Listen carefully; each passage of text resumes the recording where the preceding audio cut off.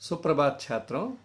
आज मैं हरिहर काका की कहानी जो है उसका अगला भाग आपको समझाऊंगा। ध्यान से सुनिए। ठाकुरबाड़ी का गांव में महत्व। यहाँ ठाकुरबाड़ी शब्द का अर्थ देवस्थान, मंदिर। माने हरिहर काका के गांव में एक मंदिर है। उस मंदिर का जो महत्व है उसके बारे में आपको समझाऊंगा। गांव में ठाकुरबाड़ी लोगों के बीच बहुत लोकप्रिय है। यह एक पूजा स्थल है।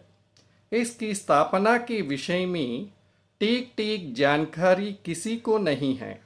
हाँ, इतना अवश्य पता है कि एक संत आकर यहाँ रहने लगे थे। लोगों ने मिलकर चंदा आदि एकत्र किया और यहाँ एक मंदिर का निर्माण करवाया, जो बाद में बढ़ता चला गया। ठाकुरबाड़ी का गांव वालों के लिए इतना महत्व है कि जब भी कोई ग्रामीण नया कार्य आरंभ करने की बात सोचता तो वह ठाकुरबाड़ी में आकर मनौती मानता, क्योंकि ठाकुरबाड़ी पर सबको बहुत विश्वास था। अभी ठाकुरबाड़ी का गांव में महत्व माने उस गांव में एक देवस्थान माने मंदिर था। उस मंदिर को किसने बनाया, कैसे बनाया, मंदिर का महत्व क्या है, इनके बारे में हम आप पढ़ेंगे। गांव में जो मंदिर था वह मंदिर बहुत लोकप्रिय था। यह तो एक पूजा स्थल है। इसकी स्थापना के विषय में ठीक ठीक जानकारी किसी को भी मालूम नहीं। हाँ, इतना अवश्य पता है कि एक साधु तो यहाँ आकर रहने लगे थे। लोग सब मिलकर कुछ पैसे वसूल करके यहाँ एक मंदिर का निर्माण करवाया। बाद में क्या हुआ, वो मंदिर धीरे धीरे बढ़ने लगा, माने बड़ा हो गया। ठाकुरबाड़ी का गांव वालों के लिए ये इतना महत्व है कि ठाकुरबाड़ी का माने क्या बोले, मंदिर या देवस्थान, वो बहुत महत्व हो गया।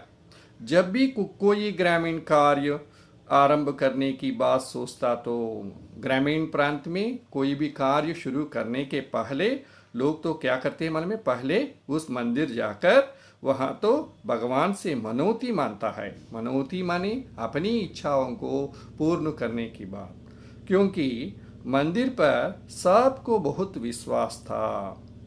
ठाकुरबाड़ी का संचालन यह एक धार्मिक समिति द्वारा किया जाता है। इसके पास बहुत जमीन जायदाद है।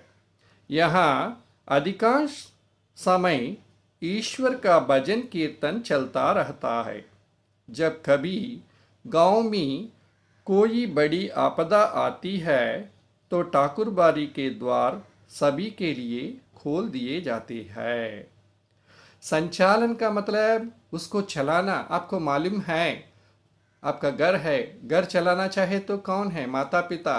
पिता तो पैसे कमा कर लाते हैं, माँ तो आपको समय पर खाना खिलाती है। ये दोनों परिवार को चलाते। उसी तरह ठाकुरबाड़ी मानी मंदिर का संचालन करने के लिए एक धार्मिक समिति है।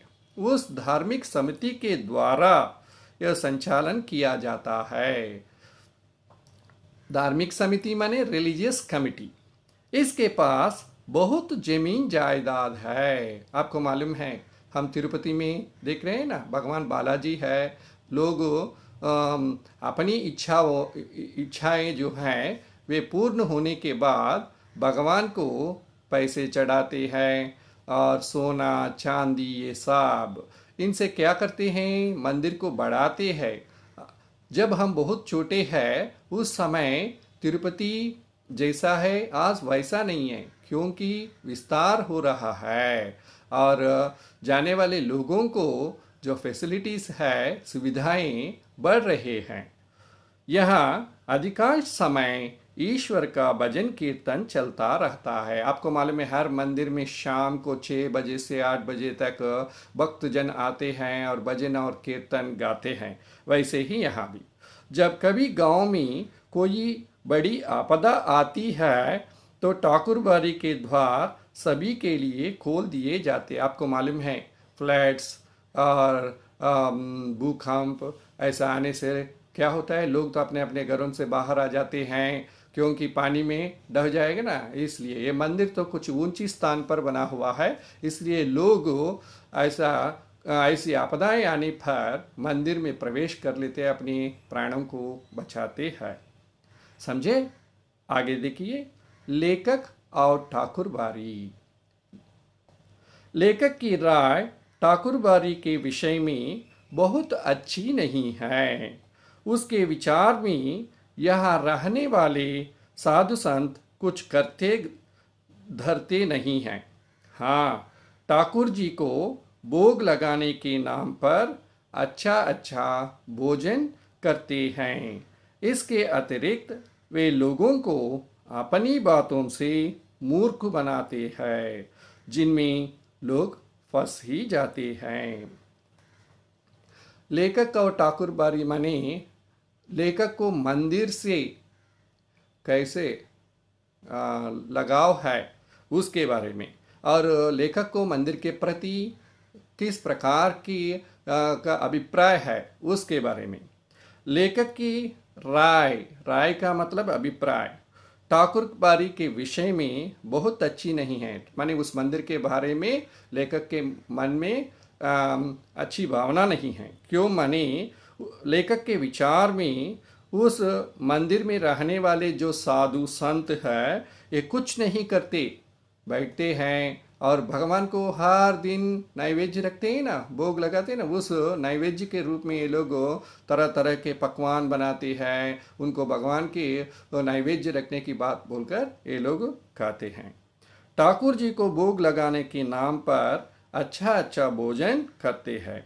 इसके अतिरिक्त वे लोगों को अपनी बातों से मूर्ख बनाते हैं। माने उस गांव में जो लोग हैं उन सब को ये साधु संत अपनी बातों से उनको मूर्ख बनाते हैं, फूलिश बनाते हैं, जिनमें लोग फंस ही जाते हैं। लोग क्या करते हैं, मंदिर माने भगवान के प्रति जिनको विश्वास है वे साधु संत जो बोलते हैं उनको सुनते हैं और ये लोग आकर्षित हो जाते हैं। मुसीबतों का आरंभ। शुरू शुरू में तो हरिहर काका का जीवन शांतिपूर्वक चलता रहा। कुछ सालों के पश्चात उनके परिवार के सदस्य उनसे दूरी बनाने लगे।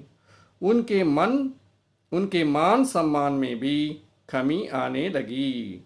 घर में बचा हुआ भोजन उन्हें खाने को दिया जाता था।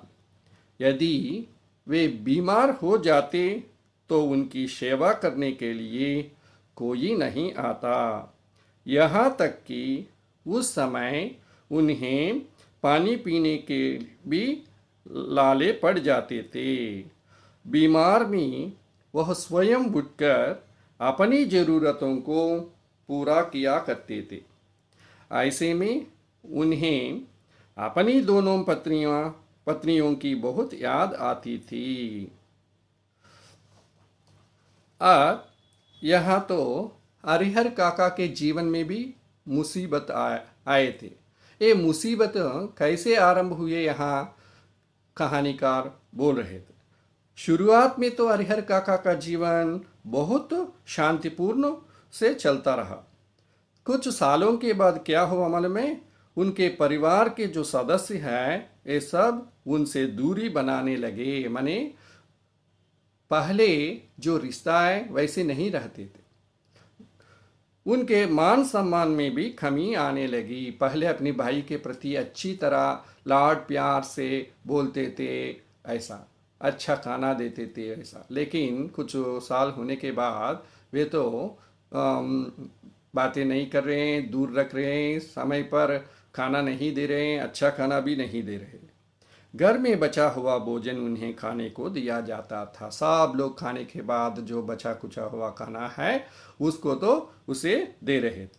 यदि वे बीमार हो जाते तो उनकी सेवा करने के लिए कोई नहीं आता, क्योंकि हरिहर काका के जीवन में कोई नहीं है ना, दो पत्नियां, दोनों पत्नियां तो परलोक सुधारी, बाल बच्चे तो नहीं थे, अपने भाई के परिवार में रहते थे ना। जब वे अम, रोग से पीड़ित थे, जब अस्वस्थ हो जाते थे, तब उसको सेवा करने के लिए भी कोई नहीं आता। यहाँ तक कि उस समय उन्हें पानी पीने के भी लाले पड़ जाते थे, पानी पीना भी बहुत मुश्किल। बीमारी में वो स्वयं ही उठकर अपनी ज़रूरतों को पूरा किया करते थे, बीमारी के समय भी कोई उसके मदद नहीं कर रहे थे। अपनी ज़रूरतें जो है वे स्वयं पूरा करना पड़ा। ऐसे में उन्हें अपनी दोनों पत्नियों की बहुत याद आती थी। आपको मालूम है ना, हमारे जीवन में कोई सहारा नहीं है तो कष्टों के समय हमारे सहारे करने वाले जो है वे आ जाते थे। उसके जीवन में दो पत्नियां हैं ना, दोनों पत्नियों को याद कर रहे थे। बच्चे समझे? आप अच्छी तरह इसको सुनकर आइए, फिर कल हम मिलेंगे। धन्यवाद।